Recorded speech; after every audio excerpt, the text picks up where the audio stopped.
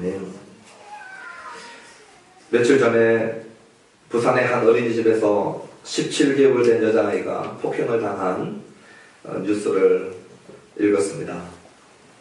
얼마나 멍이 등에 시퍼렇게 들었던지 그 어머니가 보고 이거는 친구들끼리 싸워서 든 멍이 아니다라고 어린이집에 가서 얘기를 했더니 그 원장이 분명히 애들끼리 싸워서 애가 등에 그렇게 시퍼렇게 멍이 들었다라고 얘기를 했습니다. 그래서 그 부모 측에서 아무리 봐도 이건 아이들이 때려서 들 수 있는 멍이 아니기 때문에 그 어린이집을 고소하는 사건이 생겼습니다. 그때 그 원장이 명예훼손죄로 고소한 그 어린이의 가족과 부모 측을 재고소했습니다.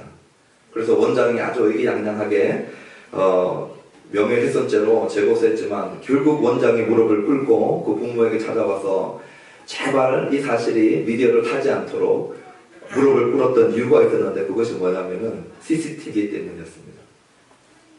명예훼손죄로 고발되고 난 다음에 CCTV를 확인해 보니까 이 아이를 우는 아이를 데리고 가가지고 이 보조교사에게 거의 집어던지듯이 던지고 이 보육교사는 애 등을 치는데 얼마나 세게 맞는지 아이가 맞을 때마다 이 꿈틀거리면서 튕겨나가는 것이 앞쪽으로 이렇게 그렇게 맞아서 등이 시퍼렇게 멍자국이 들었어요.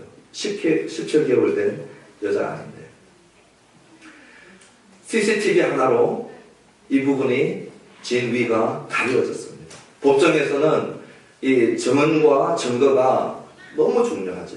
오늘 우리가 이 본문의 말씀을 들을 때에 예수님께서 38년 된 병자를 일으켜 세우고 난 다음에 내 아버지가 지금 일하니 나도 일하고 나는 아버지가 하는 일을 보지 않고는 아무것도 하지 않고 아버지와 나는 하나다 그랬더니 유대인들이 신성을 모독한다. 네가 누군데 그런 말을 하느냐 하고 예수님을 죽이려고 했어요.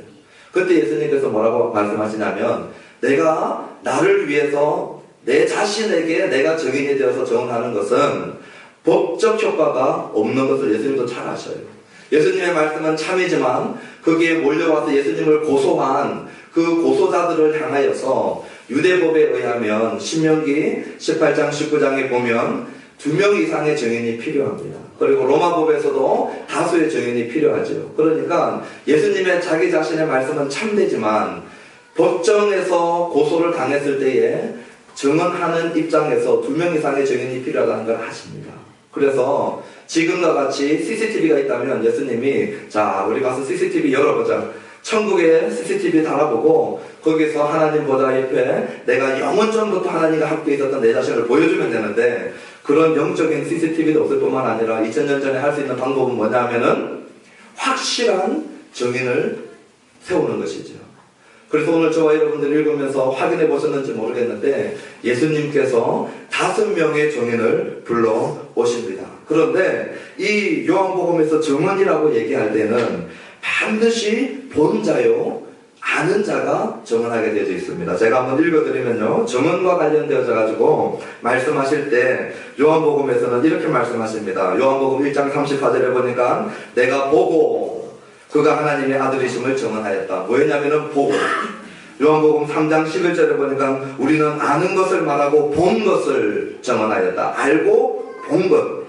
요한복음 3장 32절에 보니까 그가 친히 보고 들은 것을 증언하였다. 반드시 보고 목격한 것입니다. 요한복음 19장 35절에 보니까 이를 본 자가 증언하였으니 그 증언이 참이라. 요한복음에서 증언이라고 하는 얘기를 할 때 뭐가 반드시 있어야 되냐면요 본 것입니다. 목격하고 알아야 되는 것이에요. 그래서 증언과 관련되어서 목격자, 증언자의 자격은 뭐냐면은 보고 아는 것. 이 사실에 대해서 확실히 아는 이것을 증거와 증인의 자격으로 삼고 있는 것이죠. 그때 우리 예수님이 이제 5명의 증인을 오늘 이 짧은 본문 안에 불러옵니다. 그리고 5명의 5종류의 증언을 듣고 난 다음에 이 증언을 들었는데도 불구하고 확증적 증언을 들었음에도 불구하고 믿지 않는 이유를 6가지를 댑니다. 이런 이유 때문에 너희들이 믿지 못한다. 그리고 이 말씀을 맺게 됩니다. 이 법정에 제일 첫 번째 세우는 사람이 누구냐면은 세례 요한입니다. 32절로 35절에 우리 예수님께서 세례 요한은 등불과 같아 얘기하면서 첫 번째 증인으로 불러온 사람이 있는데 그 사람은 세례 요한이었어요. 우리가 요한복음을 읽어보면 세례 요한이 아예 처음부터 나는 빛이 아니다 말씀하십니다. 그리고 나는 빛에 대하여 증거하러 왔다 그렇게 얘기했어요. 자기는 빛이 아니고 자기는 그리스도가 아니고 빛에 대하여 그리스도에 대하여 증거하러 왔다 얘기하다가 예수님께서 오셨을 때에 그 예수님을 보시고 뭐라고 하냐면 보라 하나님의 어린 양이로다.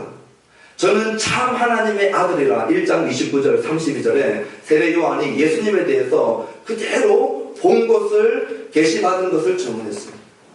그런데 이 세례 요한의 증거는 얼마만큼 신뢰와 우직함과 진실성이 있냐면 세례 요한의 삶 자체가 진실로 시작해서 진실로 끝납니다. 그는 조그만한 거짓도 용납할 수 없는 사람이었어요. 자기의 신변을 위해서 말을 조금만 바꾸거나 해야 될 말을 참았으면 목숨을 잃지 않아야 될 상황임에도 불구하고 이 세례 요한은 진실을 말하는 자로 왔기 때문에 헤롯 안티바스가 자기 동생의 아내 헤로디아를 치고 이 사실을 지적했던 세례 요한을 헤로디아가 목을 베라고 했을 때 세례 요한이 조금도 자기의 말을 철수시키지 않습니다. 내가 실언했다 아니면 너의 잘못을 내가 눈 감아주겠다 여러 가지 방법이 있었지만 세례 요한은 우직함과 진실함으로 이 땅에서의 자기의 사역을 마쳐버립니다. 자기의 목이 쟁반에 담겨지는 한이 있다 할지라도 그 짓을 말하지 못하는 자가 세례 요한이었어요. 똑같은 정의를 할지라도 비중이 다르죠. 자기의 유익을 위해서 개인의 신변을 위해서 말을 바꾸지 않는 자 그리고 하나님께로부터 보내져서 이 땅의 난 자 중에서 가장 큰 자 이 세례 요한이 예수님에 대해서 증언을 했던 것이죠. 그때 사람들이 많이 몰려왔습니다. 세례 요한이 400년 만에 등장한 선지자였거든요. 신약과 구약 사이에 약 400년 기간의 암흑기가 있었습니다. 말라기가 끝나고 마태복음이 열리기까지 400년의 암흑기가 있었어요. 하나님의 계시가 주어지지 않았습니다. 끊임없이 불순종하고 돌아오지 않는 이스라엘을 향하여서 하나님이 계시를 허락하지 않아요. 이 400년 만에 하나님께서 보내신 선지자가 세례 요한입니다. 세례 요한이 와서 회개의 말씀을 전파할 때에 많은 사람들이 물세를 받으려고 몰려갔죠. 잠깐 빛나는 일시적인 빛이었지만 등불이었지만 사람들이 그곳으로 몰려왔습니다. 이곳으로 몰려온 세례 요한을 목을 자르고 세례 요한의 증언과 세례 요한의 증거를 받아들이지 않았어요. 우리 예수님께서 그들이 찾아갔다가 세례 요한이 자기 자신이 그리스도인 줄 알고 몰려왔던 자들을 향해서 고스란히 예수님께로 저분이 빛이다, 저분이 진리다, 저분이 그리스도다 얘기했는데 그들이 받아들이지 않습니다. 그래서 첫 번째 증인으로 이 세례 요한을 세웠던 것이죠. 그리고 예수님께서 두 번째 증거자를 세우는데 누구냐면 사람이 아니고 36절에 보니까 기적들입니다. 우리 한글 성경은 일들이라고 해서 단수로 일 해가지고 단수로 나왔는데 오늘 보면은 일들입니다. 일들. 우리 하나님께서 아들을 통해서 하게 했던 역사, 기적들, 표적들.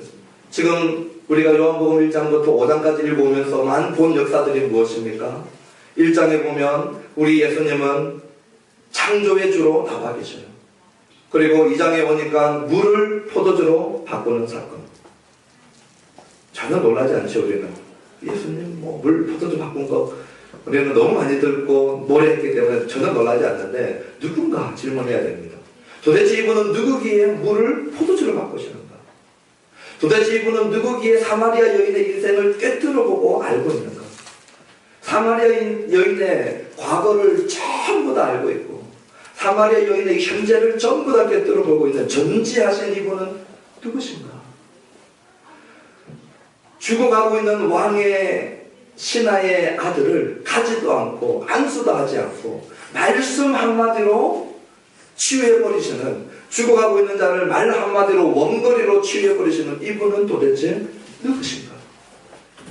38년 된 병자가 베데스다 연못가에서 꼼짝도 하지 못하고 누워있는 이 사람에게 우리 예수님이 말씀 한마디로 일어나 내 침상을 들고 가라, 말씀이 떨어지자마자 눈앞에서 일어나 침상을 들고 가게 하는 이분은 누구신가? 오늘 우리가 일장 같지만 물고기 2마리와 떡 5개로 5,000명을 먹이시는 이분은 누구신가? 나면서부터 소경된 원래 태생적인 장애를 갖고 있던 이 소경을 눈뜨게 하시는 이분은 누구신가? 무덤 속에서 나흘 동안 팔레스타인 지역의 뜨거운 열기 속에 썩었던 시체를 말씀 한마디로 나사로야 나오라 하시는 이 말씀에 죽은 나사로가 살아나오는 이분은 누구신가? 본인이 십자가에 죽을 권세와 살 권세가 있다고 말씀하시고 죽고 3일 만에 약속대로 일어나신 이분은 누구신가? 예수님이 말씀하십니다. 세례 요한의 증거들을 믿지 못하겠으면 내가 한 기적을 보고 내가 누군지 믿으라는 것이에요. 이 일을 과연 한 사람이, 평범한 사람이 할 수 있는 일인가? 아니면 그냥 위대한 일을 한 것인가? 아니면 오직 하나님만이 하실 수 있는 일을 하고 있는가? 두 번째 증인으로 예수님이 불러온 것은 예수님께서 직접 하셨던 기적들이었어요. 그리고 이제 세 번째 증인을 세우십니다. 37절에 보니까 세 번째 증인으로는 나를 보내신 하나님 아버지를 세우셔요. 37절에 보니까 아버지께서 친히 나를 위하여 증언하셨다 그랬습니다. 이미 증언을 하셨어요. 우리 오늘 요한복음에는 기록되지 않지만 하나님께서 친히 아들에 대해서 음성을 들려주신 사건이 공간복음에 잘 나와 있습니다. 언제였냐면 예수님께서 세례를 받으시고 물속에서 나오실 때에 하늘에서 큰 음성이 들렸어요. 그 당시에 주위에 있는 사람들은 마치 사도 바울이 다메섹 도상에서 큰 음성을 듣고 빛을 봤지만 주위 사람들은 무슨 말인지 알아듣지 못하고 사도 바울은 이해하고 있죠. 오늘 그 모습과 같이 물속에서 세례를 받으시고 올라오시는 예수님을 향하여서 하늘에서 우렁찬 소리가 들리는데 이는 내 사랑하는 아들이요 내 기뻐하는 자라 너희는 그를 들을지어다. 우리 하나님께서 말씀해 주셨어요. 우리 하나님께서 증언해 주셨어요. 이는 내 사랑하는 아들이요 내 기뻐하는 자라 너희는 저를 들을지어다. 너는 그의 음성을 들을지어다. 너희는 그가 말씀하시는 것을 내가 말씀하시는 것처럼 들을지어다. 말씀해 주셨어요. 우리 하나님 아버지께서 친히 증인이 되시는 것이죠. 그러면 하나님 아버지를 통하여서 전개되어지는 증언들이 네 번째, 다섯 번째 나오는데 네 번째 증거는 무엇이냐? 성경이라고 말씀하십니다. 39절에 보니까 너희가 성경에서 영생을 얻는 줄 알고 성경을 열심히 연구하고 있는데 이 성경은 결국 나에 대해서 증언하고 있다 말씀하세요. 오늘 한국교회에 성경을 연구하는 운동이 얼마나 많이 일어나고 있는지 모릅니다. 많은 종류의 성경을 공부할 수 있는 프로그램들이 있고 또 도구들이 있고 자료들이 있고 책들이 있습니다. 그런데 이 당시에 유대인들이 성경을 대하고 연구하는 것하고 비교하면 아직 한참 멀었어요. 이 당시에 유대인들은 기록된 이 두루마리에 적혀있는 히브리 원어죠. 구약성경을 가지고 연구하고 그걸 오늘 우리가 지금 필사하고 전매만하고 맥체인하고 큐티하고 다들 하고 계시죠? 침묵이 흐릅니다. 이 침묵을 제가 깨겠습니다. 안 하신 분들은 지금 빨리 회개하는 마음으로 돌아가셔서 맥체인 열심히 하셔야 되고 큐티체 또 필사 다시 돌아가셔서 처음 마음으로 따라잡고 진행하시기를 주님 이름으로 부탁드립니다. 예, 우리 사랑하는 교회 약 한 30명 되는 성도님들이 매일 하나님 말씀 붙들고 서기를 우리 하나님께서 우리 교회를 통해서 하고자 하는 것 중에 아주 중요한 것 중에 하나이기 때문에 그렇습니다. 온 교인이 단 하루도 말씀 없이 사는 교인이 없는 교회. 할렐루야. 네. 할렐루야. 네. 예. 그리고 온 교인이 단 하루도 김미 5 단 30철에도 그 이름을 부르면서 그 이름을 부르지 않고 지나가지 않는 교회가 되기를 원합니다. 예. 이 하나님의 말씀을 유대인들이 보고요. 필사를 할 때 한자 이상을 필사하지 않습니다. 우리는 아버지 하나님 하면 그냥 아버지 하나님 쓰잖아요. 이 히브리 한자를 딱 쓰고 그리고 기다렸다가 그것을 확인하고 다시 돌아와서 두 번째 자리를 씁니다. 그렇게 해서 한자 확인하고 한자 쓰고 한자 확인하고 한자 쓰다가 여호와 이름이 나오면요 자리에서 벌떡 일어납니다. 그리고 돌아가서 손을 깨끗하게 씻습니다. 그리고 돌아와가지고 손을 씻고 깨끗한 손으로 다시 하나님의 이름을 씁니다. 그래서 야흐와라고 하는 이 거룩한 내 자음을 쓰는 것이죠. 그리고 여기에 모음도 달지 못합니다. 너무 거룩해가지고 하나님의 이름을 어떻게 부를 줄 몰라서 지금도 하나님의 이름을 정확하게 부르는 법을 모르고 있습니다. 아버지 이름이 너무 거룩한데 하나님 여호와 하나님의 이름이 너무 거룩하니까 이 유대인들은 부를 수도 쓸 수도 없는 것이에요. 그래서 주라고 하는 아도나이라고 하는 자음을 옆에 붙여가지고 지금도 하나님의 나오면 아도나이일지 야흐와흐의 이 그분의 이름을 못 부릅니다. 철저하게 그들이 기록하고 공부하고 한자 한자 점 하나 그들이 붙들고 관찰하고 대화하고 논쟁하고 묻고 기록합니다. 그렇게 해서 지금도 유대인들이 이스라엘에 가보면 예루살렘 안에 이 통곡의 벽 아래 들어가보면요 이 두루마리를 가지고 두 사람이 계속 토론하고 1대1로 토론하거든요. 1대1로 두 사람이 앉아서 하나님의 말씀을 가지고 끊임없이 토론하고 여기에 대한 주석들이 계속해서 나와져 있는데 이들이 성경에 대한 연구에 대한 이 열정과 헌신은 우리의 상상을 초월합니다. 그들이 그렇게 열심히 보고 있는 이 성경을 오늘 우리 예수님이 정인으로 채택한 것이에요. 그리고 우리 예수님께서 뭐라고 말씀하시냐면 너희들이 그렇게 보고 있었던 그 성경은 결국 누구를 정언하고 있냐면 나를 정언하고 있다고 말씀하시는 것이에요. 하나님의 말씀을 창세기부터 말라기까지 그들이 아무리 열심히 읽고 듣고 쓰고 지금 하고 있는데 그들이 지금 깨닫지 못하고 있는 것이 있었는데 이 신구약의 구약의 39권의 전체가 지금 예수님 당시에는 신약이 기록되지 않았으니까 구약 39권 전체가 결국은 누구를 가리키고 있냐면은 예수님을 가리키고 있다는 것이에요. 이 구약 전체가 예수님을 가리키고 있는 것은 제가 한 달 정도 설교를 해도 모자라겠죠. 창세기부터 시작해가지고 말라기까지 장별마다 구절마다 기록되어져 있는 우리 예수님과 연결된 걸 얘기하려면 아마 한 달 내도록 해도 우리 집회를 못할 것입니다.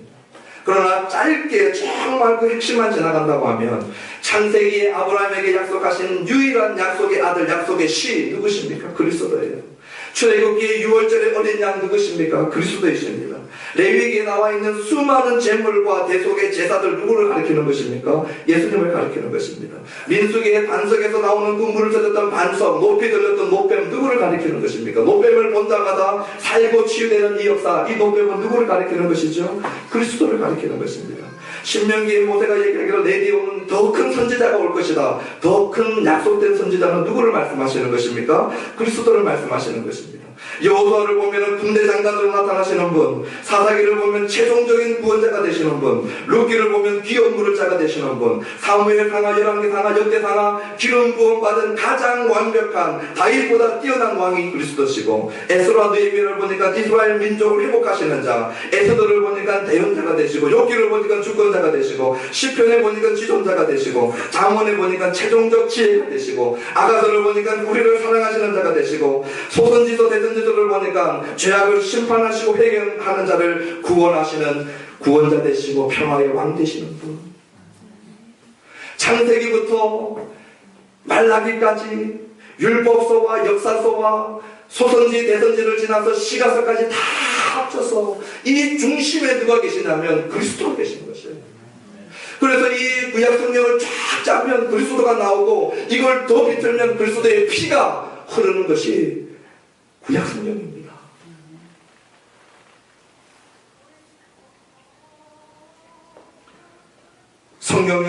성경은 너희 너희로 하여금 그리스도 안에 있는 믿음으로 말미암아 구원에 이르는 지혜가 있게 하시고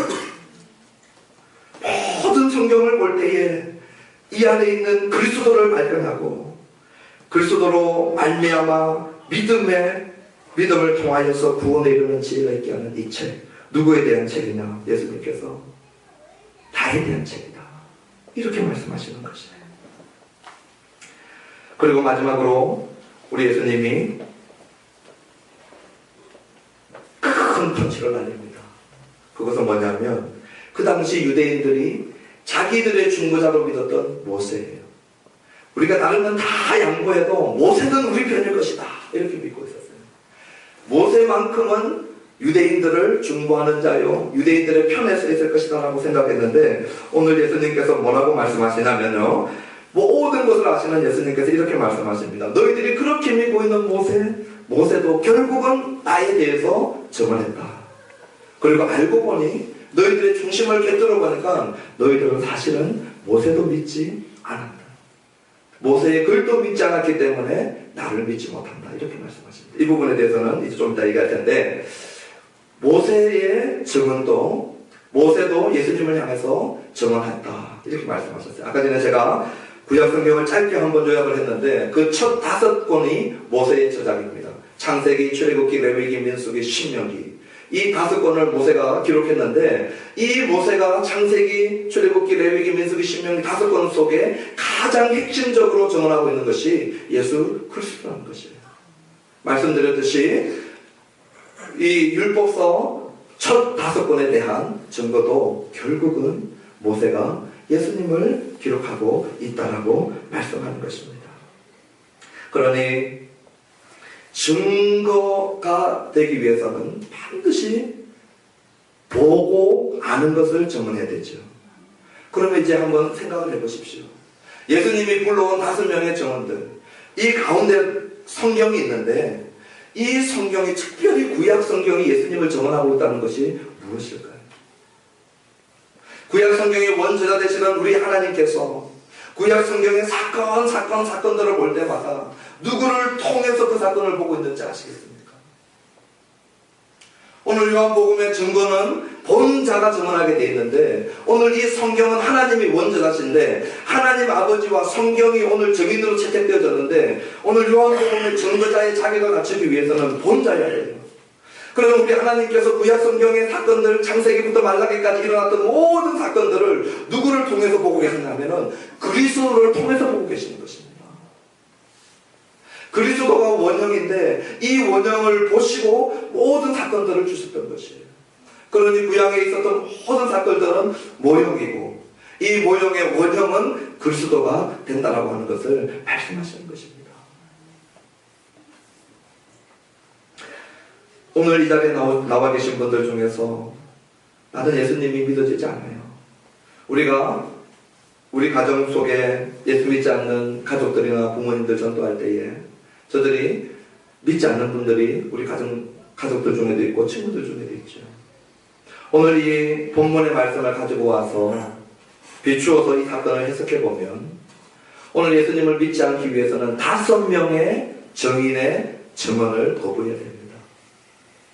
한 사람의 증언만 거부하고 믿지 않을 수 있는 것이 아니라, 오늘 예수님을 믿지 않기 위해서, 예수님을 믿지 않을 조건을 충족시키려면 이 5 증언들을 다, 제가 이런 말을 써도 되는지 모르겠는데, 제껴야 돼요. 이 5 증언들을 제껴야지만이 여러분들은 예수님을 믿지 않을 합법적 자격이 있다라고 오늘 예수님께서 말씀하고 계시는 것입니다.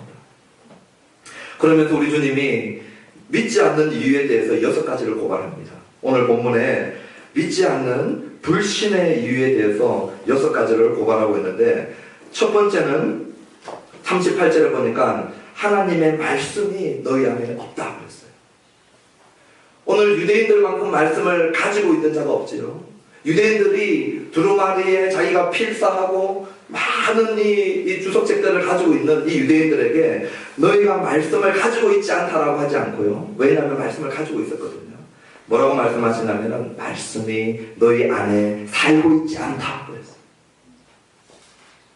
오늘 이 말씀이 저와 여러분들이 성경을 우리 손에 들고 있는 저와 여러분들, 많은 기독교 서적을 들고 있는 저와 여러분들, 이 말씀을 가지고 있는 것으로 충분한 것이 아니라 이 말씀이 내 안에서 살아서 내면화되어야 되는 줄 믿습니다. 내 안에 살아서 내면화되어질 때에 이 말씀이 가르치는 방향을 향해서 가고, 이 말씀이 하라고 하는 것을 향해서 하는, 작동하고 움직이는 역사는 이 말씀이 우리 안에 살아있을 때 가능한 것이에요. 유대인들은 말씀을 가지고는 있었지만 그 말씀이 그들 안에 살아있지 못했습니다. 두 번째, 그들이 믿지 않는 이유는 39절과 40절에 보니까, 그들이 40절에 특별히 보니까 내게 오기를 원하지 아니한다고 했어요. 내게 오지 못한다가 아니라 내게 올 능력이 없다가 아니라 내게 오기를 원하지 않는다 말씀하십니다. 원치 않는데 모든 증거가 다 있는데도 원치 않아요. 증거가 부족해서 주님께로 오지 않는 것이 아니라 모든 증거가 다 있음에도 불구하고 다섯 증인이 채택되어져서 분명함에도 불구하고 그래도 오지 않는 이유가 뭐냐? 원하지 않기 때문에. 우리 마음속에 예수님을 원하지 않는 것이, 예수님께로 오는 것을 원하지 않는 것이. 세 번째는 41절과 42절에 보니까, 특별히 42절을 먼저 보면은 하나님 사랑하는 것이 마음속에 없다 말씀하죠. 오늘 제가 우리 사랑하는 교회 성도님들 향하여서 누구누구 성도님 하나님 사랑이 없네요. 그럼 여러분 되게 기분 나쁠 수 있어요. 목사님이 어떻게 다 알고 그런 얘기를 합니까? 사실은 사람도 좀 압니다. 저분이 하나님은 사랑 속에 푹 빠져있나 안 빠져있나. 우리 사랑에 빠진 사람 안 빠진 사람 청년들 보면 금방 알죠. 지금 데이트 중인 사람, 데이트가 불타고 있는 사람, 데이트가 잘 안 되는 사람, 우리 뭐 안 물어봐도 대충 냄새 납니다. 동의하시죠? 네.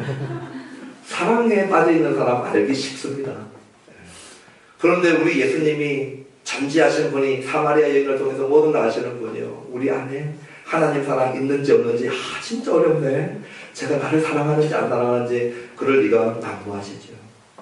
그들의 중심 속에, 유대인들의 중심 속에 들어가 보니까 그들이 하나님을 사랑하는 척하고 있어서 많은 사람들은 모든 율법과 모든 규례를 다 지키고 있기 때문에 틀림없이 하나님 사랑할 거야 했는데 우리 예수님이 와서 벼락 같은 얘기를 합니다. 너희들 안에 하나님 사랑이 없어. 네 번째는 우리 주님을 환영치 않고 다른 종류의 메시아를 환영하는 모습을 봅니다.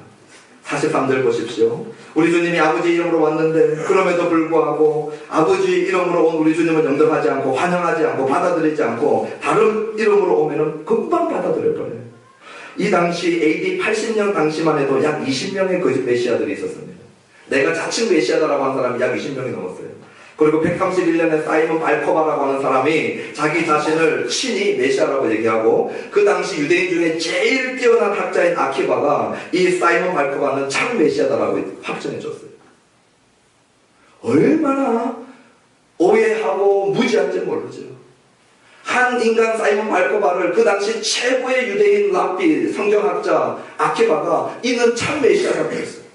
그러니까 이미 1세기 당시 예수님 당시에 예수님이 승천하시고 난 다음에 거짓 메시아들이 수두룩했던 것입니다. 근데 놀라운 것은요, 참 메시아가 왔는데 예수님은 배척하고 십자가에 살해하고 거짓 메시아들은 수많은 사람들이 따르고 있다는 것이에요. 제가 요즘에 신천지 너무 복잡해서 한번 좀 이렇게 살펴봤습니다. 4월 15일 날 대한예수교 합동 측 성남노회 저희들이 가입되면서 노회 보고 중에 합동 측 교회 하나가 이 신천지에 의해서 박살이 나버린 것이에요. 이 신천지가 어떻게 들어오는지 봤더니요, 목사를 거부하는 목사의 반대파에 서 있는 장로들과 연합하라, 이 신령이 아예 나와 있어요. 기존 교회의 굵직굵직한 교회 이름과 목사들의 이름을 외워라. 그리고 목사 반대파에 서서 그들과 함께 연합해가지고 팔을 하노라. 들어가서 너무 열심히 하지 마라. 표신한다. 적당하게 신앙생활하지만 모든 예배에는 다 참석하라. 그들의 신뢰는 사라. 결정적인 때에 교회를 쪼개고 나누고 그리고 신천지 교리를 넣는데 이만희가 제일 예수라는 것이에요. 신천지에 대한 이 교리를 주입하는 것이죠. 이만희 교리를. 그런데요, 신천지가 지금 얼마나 부흥하고 있는지 모릅니다. 그냥 교회를 통째로 접수하고 있대요. 교회를 통째로. 그리고 우리나라에 1월만 되면 알고 있는 교회에 지금 다 들어가 있습니다. 그 사람들이 재교육하고 있는 영상이 올라와 있어요. 신천지 내부 재교육하는 영상 보면 지금 온누리교회에서 들어가서 어떤 일들 어떻게 하고 있고, 사랑의 교회 들어가서 어떻게 하고 있고, 어느 교회 들어가서 지금 어떻게 하고 있고, 그들끼리 모여가지고 전략을 다시 짭니다. 그래서 지금 제일 최근에 나온 게 신천지에 대한 경계심이 너무 높기 때문에 몸조심하라 했어요. 이상하죠? 이만희가 재림 예수라고 하는데 멀쩡하게 보이는 사람이 따라가고 있는 거예요. 안상홍이, 정명석이 재림 예수라고 하는데도 따라가고 있는 것입니다. 오늘 사람들이 육신을 입고 오신 겸손한 메시아는 환영치 않고 자기들의 귀에 솔깃하고 자기들의 것들을 채워줄 수 있고 자기들의 눈에 매력적이고 자기들의 욕망을 채워주는 그런 메시아를 따라가고 있는 것이죠. 다른 종류의 메시아를 환영하고 오실 메시아를 환영하지 않기 때문에. 그리고 다섯 번째는 왜 저들이 불신에 거할 수밖에 없는가? 사람의 영광에 중독되었다고 얘기합니다. 44절을 보십시오. 너희는 서로 영광을 취하고 유일하신 하나님께로부터 오는 영광을 구하지 아니한다. 서로 영광을 취하고 사람으로부터 서로 영광을 취하고 사람의 영광을 취하는 것이 왜 신앙의 자리로 나오지 못하는 이유일까요? 왜 사람의 영광을 취하게 되면 믿음의 자리에 나오지 못할까요? 믿음의 본질은 모든 영광을 하나님께만 돌리게 되어 있는 것이 믿음의 본질입니다. 만약에 우리가 진짜 사람의 영광에 관심이 있고요, 사람의 인정에 관심이 있고 사람의 칭찬에 관심이 있을 때에 오늘 우리는 믿음의 본질에 깊이 들어와 있지 못한 단계입니다.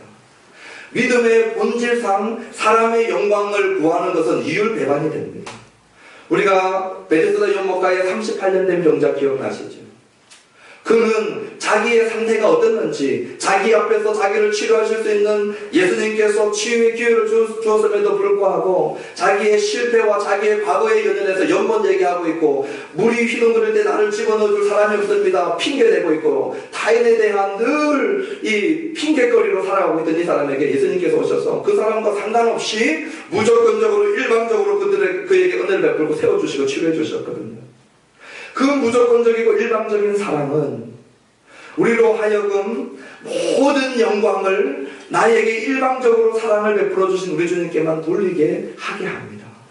그래서 복음에 참여한 자, 복음을 알고 믿는 자, 내가 주님 앞에 드린 것이 아무것도 없는데 나는 주님으로부터 가장 좋은 것을 받을 자격이 없는데 나에게 가장 좋은 것을 주신 것, 아들을 주시고 용서를 주시고 영생을 주시고 하나님 백성 되게 하시고 하나님 나라에 영원히 사는 하나님 왕족의 가족으로 삼으신 이 복음은 나에게 공헌도가 단 하나도 없는 듯 불구하고 우리 주님이 100%다 주신 것이거든요.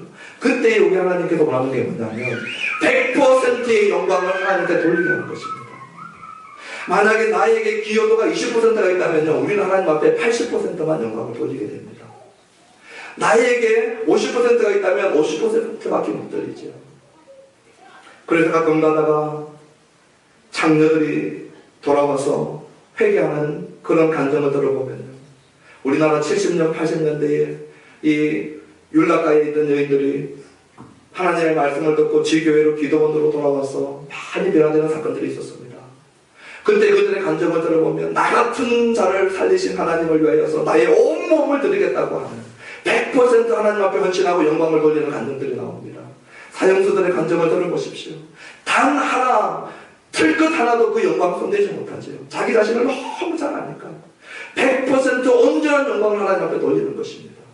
오늘 우리가 율랑녀나 사형수는 아니라 할지라도 100% 어르신 하나님 앞에서 비춰볼 때 오늘 우리의 의가 없음을 고백할 때에 이 믿음의 본질, 이 믿음은 결국 하나님 앞에 100% 영광을 돌리게 하는 것입니다.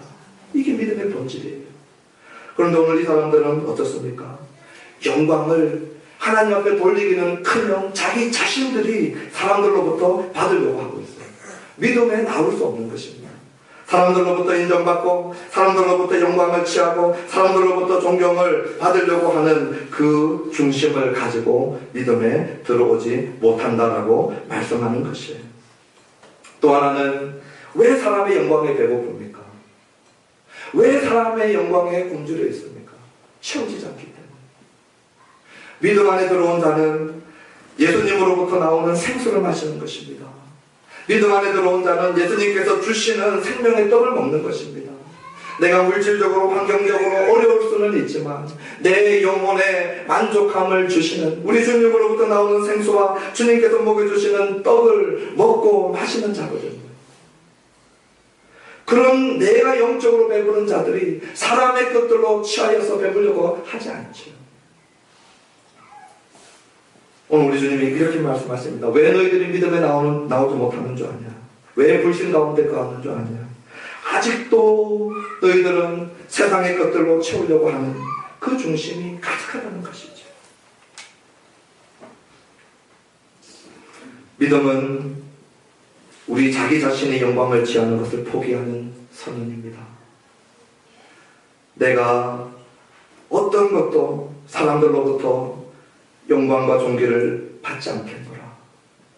온전히 영광과 존귀를 나를 구원하신 하나님께 올려드리겠노라.